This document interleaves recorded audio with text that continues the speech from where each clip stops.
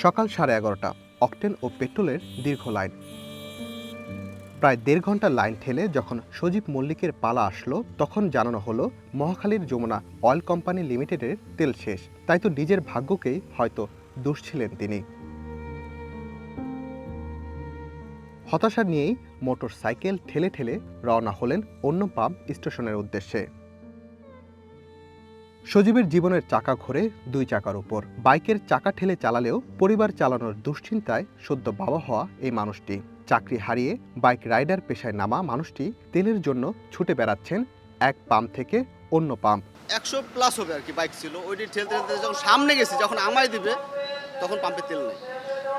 এবং তারা মিথ্যা কথাও বলে নাই, ইনস্ট্যান্ট দেখাইছে তাদের পাম্পে কোনো তেল নাই। ভাই পেশা আগে আমি জব করতাম, জব চলে যাওয়ার পরে এখন রাইড শেয়ার করি আমি। আমরাও সঙ্গী হই সজীবের, দেখতে চাই 2 লিটার জ্বালানি পেতে আসলে কতটুকু হয়রানির শিকার হতে হচ্ছে।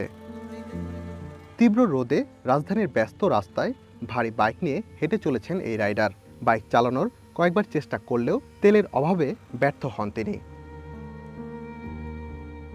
শত কষ্ট মেনে নিয়েই পরিবারের চিন্তায় সব সয়ে যাচ্ছেন, যেন নীরব এক যোদ্ধা। মহাখালী রেলগেটের কাছেই ইউরেকা এন্টারপ্রাইজ পাম্পে গিয়ে শুনতে পান সেখানেও তেল শেষ। আবারও নিরুদ্দেশ ছুটে চলা এই রাইডারের। ঘড়ির কাঁটায় সময় তখন 1:30টা ছাড়িয়েছে। কখনো ঠেলে, কখনো কিছু সময় চালিয়ে বাড্ডায় মক্কা সিএনজি রিফুয়েলিং স্টেশনে পৌঁছালে ভেঙে পড়লেন রাইডার সজীব। যখন মাইকে শুনতে পেলেন সেখানেও তেল নেই। বর্তমানে আমাদের মক্কা পেট্রোল পাম্পে তেলের মজুদ শেষ হয়ে যাওয়ার কারণে অকটেন বিক্রয় বন্ধ রয়েছে। সেখানকার তেল দেয়া বন্ধ, অকটেন শেষ, চোখে পানি টলটল। অনেক কষ্টে আটকালেন এই মানুষটি। ডিজেল আছে, অকটেন নাই।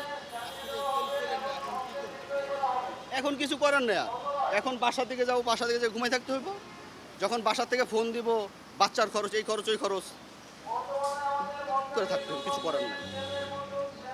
আজ অকটেন বা পেট্রোল কিছুই পাননি সজীব। অগত্যে বাসায় ফিরে যান তিনি।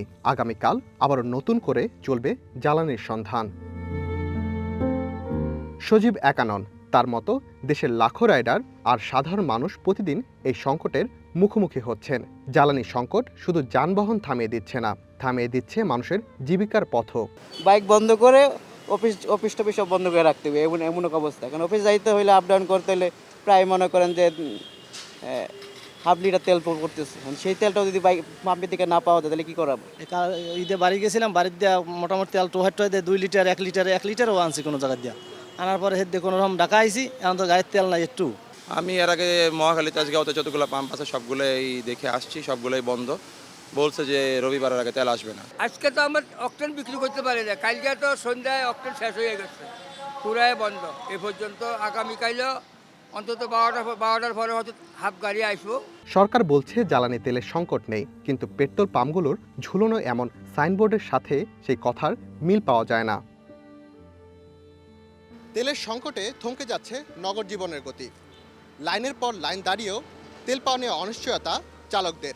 তবে সরকারের পক্ষ থেকে বলা হচ্ছে প্রতিটি পাম্পেই পর্যাপ্ত পরিমাণে তেল রয়েছে। তবে বাস্তব চিত্র যেন সম্পূর্ণ ভিন্ন।